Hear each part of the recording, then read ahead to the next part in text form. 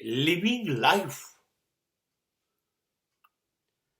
is not a liveness of life.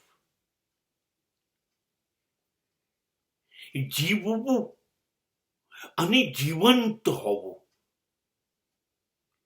બેમાં આસમાન જમીનનો ફેર છે. જીવવું એટલે જન્મથી મૃત્યુ સુધી શ્વાસ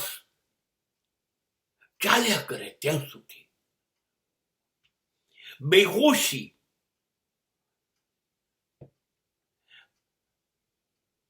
અનકોન્શિયસનેસ થી જીવ્યા કરવું.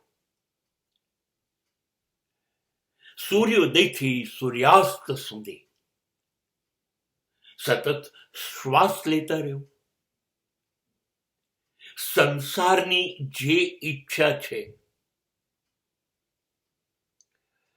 સંસાર મુજબ જીવ્યા કરવું. સંસારને જે ગમે છે એ કર્યા કરવું. સંસારને ગમે છે સંબંધો, સંપત્તિ, સમૃદ્ધિ, સત્તા, પ્રસિદ્ધિ, આ બધું સંસારને ગમે છે. બસ મેળવવા માટે સતત દોડ્યા કરો,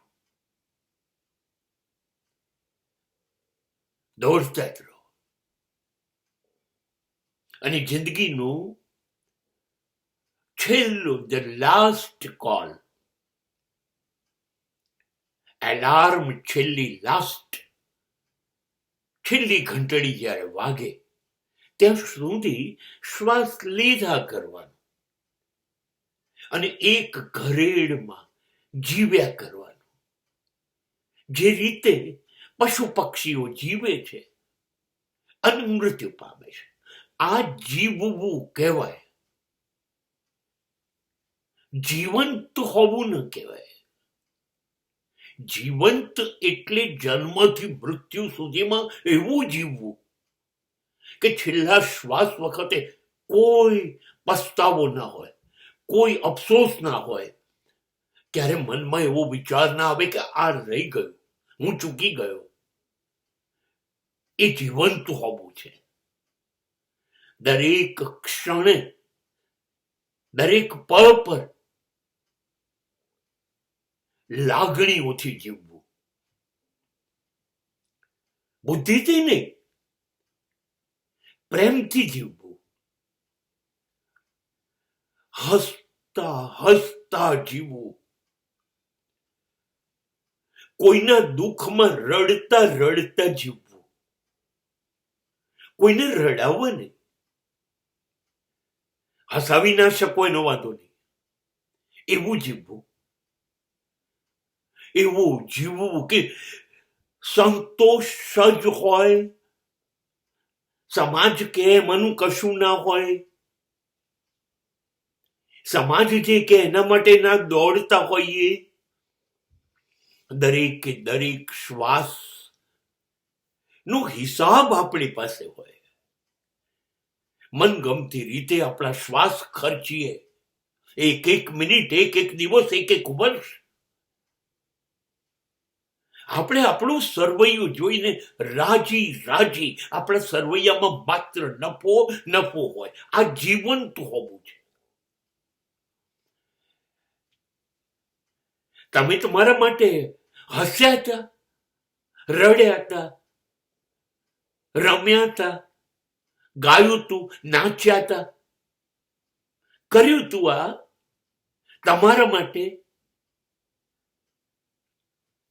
તમારા માટે શાંત થયા હતા.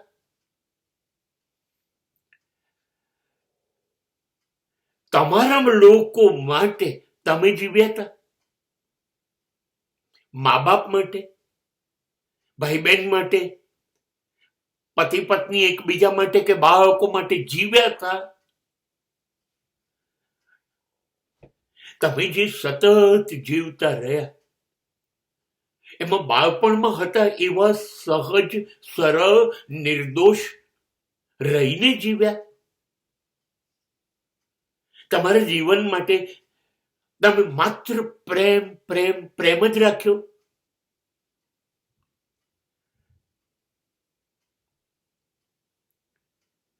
તમારાથી તમારા પોતાના માણસોને પૂરેપૂરો સંતોષ, આનંદ, પ્રેમ છે?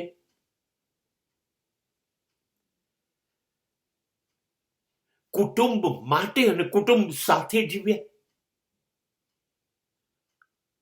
મા બાપને એવું લાગે તમે શ્રેષ્ઠ દીકરો છો, પત્નીને એવું લાગે તમે અદ્ભુત પતિ છો, સંતાનોને એવું લાગે આવો પિતા ન હોય, આવી માતા ન હોય.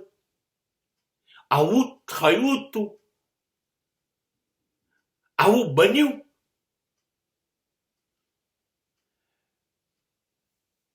જો આવું બન્યું હોય તો જીવંત છો, લાઈવનેસ,